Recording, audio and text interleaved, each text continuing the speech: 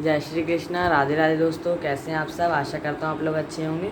तो मेरे इस यूट्यूब चैनल में आपका स्वागत है, जहाँ हम बातें करते हैं अपने कान्हा जी से जुड़े हुए ऑल इन टॉपिक पर। तो आज का टॉपिक ये है कि हमारे कान्हा जी की छाती पर ये चरण चिन्ह किसका है और ये क्यों है। तो आज हम इसी विषय पर एक कथा सुनाऊँगा मैं आपको। तो चलो वीडियो शुरू करते हैं। वीडियो शुरू करने से पहले मैं आपको आज के कान्हा जी के श्रृंगार दर्शन करवा देता हूँ कि आज उन्होंने क्या श्रृंगार किया है। तो चलो मैं आपको दिखाता हूँ कि उन्होंने क्या श्रृंगार किया है।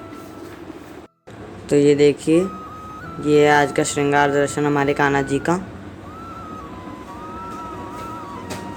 मैं उनके लिए एक नई विग लाया हूँ, यानी कि हेयर नए लाया हूँ उनके लिए। कमेंट में ज़रूर बताना कि आपको उनके हेयर कैसे लग रहे हैं। मुझे ये थोड़े से छोटे लग रहे हैं और इनके लिए एक ये नए कड़े भी लाया हूँ। एकदम सिंपल से कड़े हैं ये। और आज उनका मैंने बस एक टी शर्ट में ही श्रृंगार किया है और अंडरवेयर में।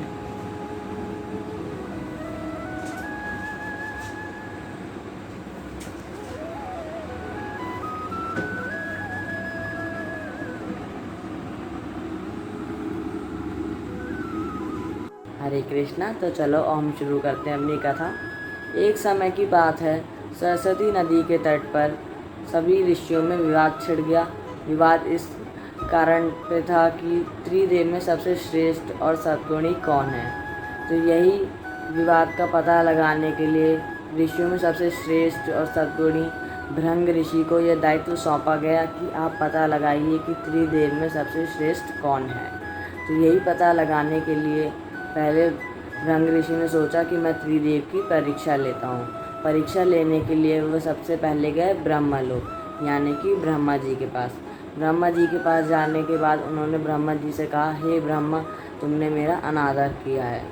तो इसी बीच ब्रह्मा जी कहते हैं, हे भृंग, तुमने चाहे कितने भी बड़े और श्रेष्ठ ऋषि क्यों ना हो, लेकिन तुम अपने पिता से आदर करवाना चाहते हो, ये तुम्हारा बहुत ही गलत कार्य है। तो अब इसी बीच वो कहते हैं भृंग ऋषि, हे पिता, आप गुस्सा भी हो जाते हैं, ये तो मुझे पता ही नहीं था।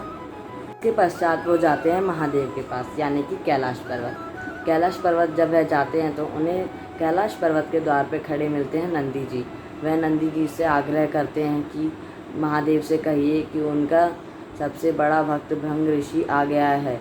तो वह कहते हैं कि ये महादेव को यह सूचना जल्द ही दी जाए।